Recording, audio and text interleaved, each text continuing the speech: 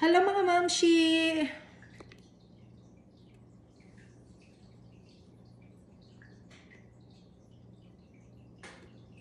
Hello mga mamshi! Magluluto po tayo ngayon ng salmon. Ito po, ang akin pong minix-mix dito ay parsley.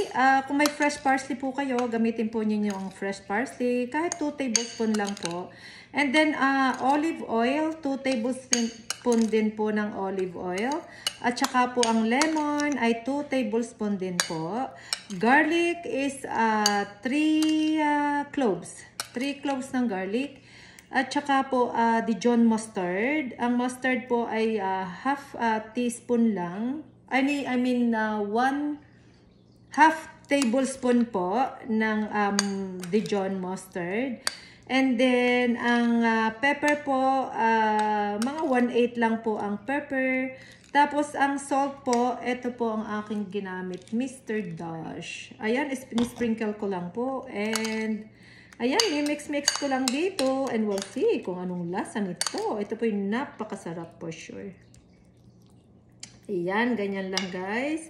I-bake lang po natin ito ng 15 to 20 minutes. Ang salmon po ay napakadali pong lutuin. Ayan, ganyan lang guys. Napakasarap po na ito.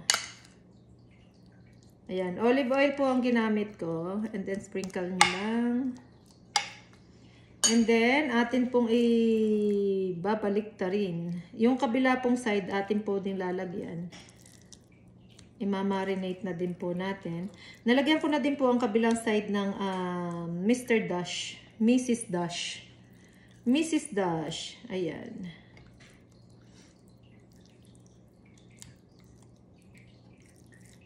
Okay guys, tamang-tamang dating ni Mr. ay ready na po ang aking salmon.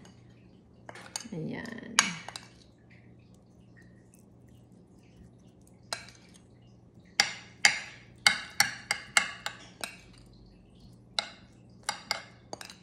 Ganyan lang guys. Mix lang.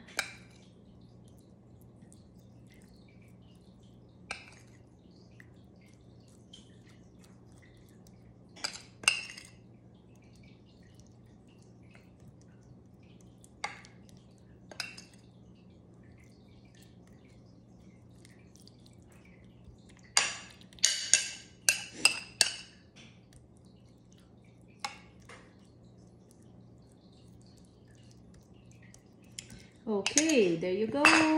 So, i-bake na po natin ng 15 to 20 minutes. Okay, just wait guys.